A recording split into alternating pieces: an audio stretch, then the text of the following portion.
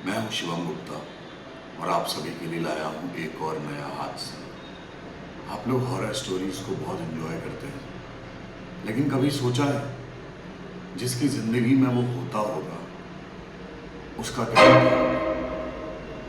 एक ख्याल और एक सवाल हमारे मन में हमेशा रहता है कि मैं जिंदगी में आज यहाँ हूँ, अगर कहीं और होता तो शायद वो अच्छा होता। लेकिन होता कभी कभी ऐसा है कि आप जहाँ हैं वहीं शायद आप डेस्टाइन थे।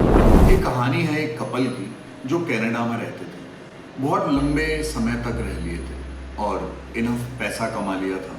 और ये लड़का जो था वो ऐसा भी नहीं था कि गरीब परिवार से है, वो एक बहुत वेल टू डू फैमिली से बिलोंग करता था।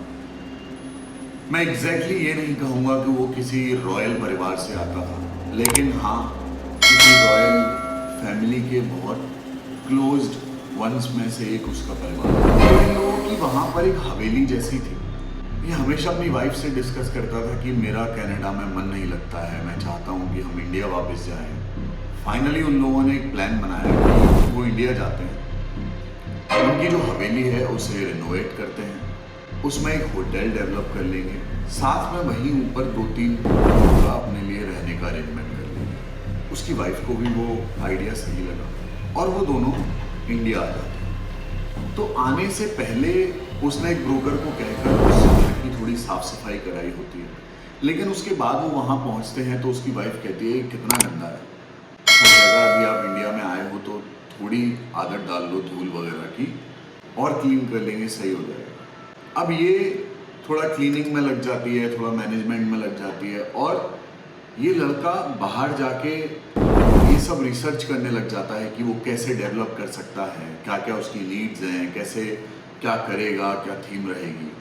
तो वो most of the time busy रहता है उस चीज़ में, क्योंकि वो जानता है कि उसने अपनी एक सेटल्ड जॉब छोड़ी है, सोर्स ऑफ अर्निंग के लिए अब यही एक ऑप्शन है और वो सारा दिन यहाँ करेगा भी। तो ये लोग वहाँ रहने लग जाते हैं। 4-5 दिन बाद एक ऐसा एहसास होता है कि जैसे और है यहाँ, लेकिन समझ नहीं आता कि कौन है, क्या है। एक दिन वो ऑफिस से लेट आया होता है, थका हुआ होता है, एकदम से 3 बच्चों की आवाज आती है जैसे वो हंस रहे हैं। तो ये दोनों शॉक रह जाते हैं कि आवाज कहाँ से आ रही है। इतने में वो बच्चे भागते हुए इनके पास आए और he started shouting at them कि क्या है, कहाँ से घुस आए हो, कौन हो, क्या है। उसकी वाइफ कहती है कि बच्चों से इतना रूड होने की क्या जरूरत है, मैं इनको हैंडल करती हूँ, तुम जाओ चेंज करो सब कुछ। तो वो पूछती है कहाँ रहते हो, तो तीनों कहते हैं कि हम तो यहीं रहते हैं। कहाँ से आए हो, मतलब नीचे से आए। वो कहती है चलो मुझे दिखाओ वो जगह।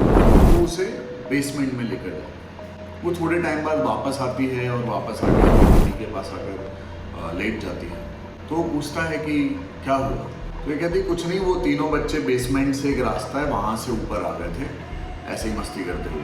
वो भी उस बात को इग्नोर करता है, बात नॉर्मल हो जाती है। नेक्स्ट डे से वो अपनी वाइफ के बिहेवियर में एक बदलाव देखता है। ऐसा लगता है कि जैसे नॉर्मल नहीं है, अजीब बिहेव कर रही है। बट वो इस चीज़ को हमेशा यही समझता था कि ये वहाँ से यहाँ आई है तो शायद इसलिए वो सब चेंज हो रहा हो, इसलिए उसे अजीब लग रहा है।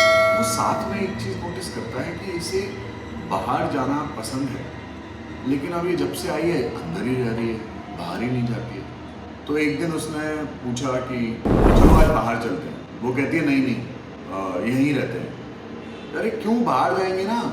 वो कहती है नहीं मुझे यहीं रहना है, मुझे उन तीनों बच्चों का ध्यान रखना है, वो जो बूढ़ी औरत है उनका ध्यान रखना है। वो सोचता है कौन बच्चे कौन औरत। वो कहती है कुछ नहीं कुछ नहीं कुछ नहीं।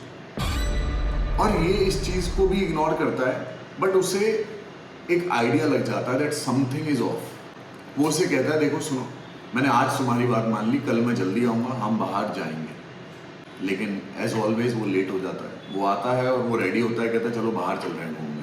वो मना करने लग जाता है और वो रेजिस्ट करने लग जाती है कि मुझे नहीं जाना ना बाहर, मुझे अच्छा लग रहा है यहाँ पे, तुम जाओ तुम्हें जाना है तो। वो दोबारा कहती है उन दिनों का ध्यान कौन रखेगा। वो उसका हाथ पकड़ता है गुस्से में, कहता चलो अभी यहाँ से बाहर चल रहे हैं और बाहर लेकर जाता है। वो जैसे ही बाहर पहुंचता है वो देखता है कि उसके हाथ में उसकी वाइफ का हाथ नहीं है, और वो अंदर देखता है तो एक विंडो से दिखता है कि 3 बच्चे खड़े हुए हैं, उसकी वाइफ खड़ी है और एक कोई औरत खड़ी है जो उसे दिख नहीं रही है सही से।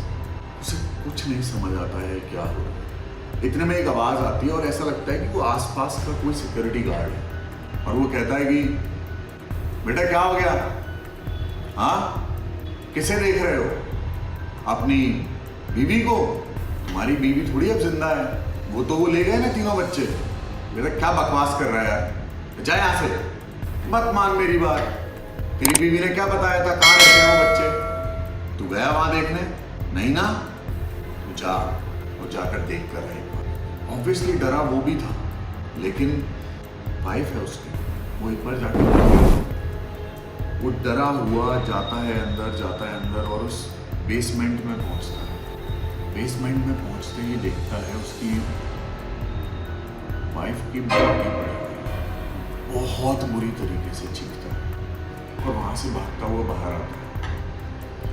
नेक्स्ट डे वो उसका क्रिमेशन वगैरह सब कुछ करता है और फिर पता करता है कि ये क्या है।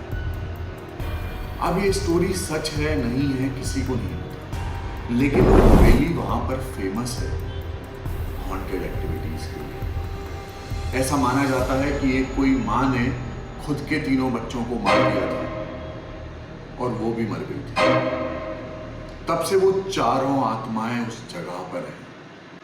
अब उसे याद आता है कि ब्रोकर उसे कई बार कहता था कि साहब यहाँ जो भी टेनेंट आते हैं वो किसी ना किसी कारण से छोड़कर चले जाते हैं, और हमेशा उसे ये सारी बातें मनगढ़ंत लगती थी। लेकिन अब उसे समझ आया कि ये तो सच है। वो चला जाता है वहां से, वापस कनाडा चला जाता है, लेकिन अब भी कोई नहीं जानता कि उस हवेली में वो 3 बच्चे, एक बूढ़ी आत्मा है, और क्या उसकी बीवी भी एक स्पिरिट की तरह भटक रही होगी, या सिर्फ वो 4 लोग होंगे। इस सवाल का जवाब तो उस हवेली के पास ही है। तो बस यही था ये केस। आपको ऐसी हॉरर स्टोरीज पसंद है ना, तो आप जल्दी से ऐप स्टोर पर जाएं और स्ट्रीम कर डाउनलोड कर लें। स्ट्रीम कर पर एवरी वेडनेसडे में आता हूँ लाइव 9:30 to 10, तो वहाँ पर लाइव आइए, हर बार आपको कुछ नई स्टोरी मिलेगी। Thank you so much. अपना बहुत ध्यान रखिए। स्पिरिट्स और एनर्जीज किसी एक पर्टिकुलर जगह पर नहीं, हर जगह पर है। स्ट्रीम कर बेफिकर।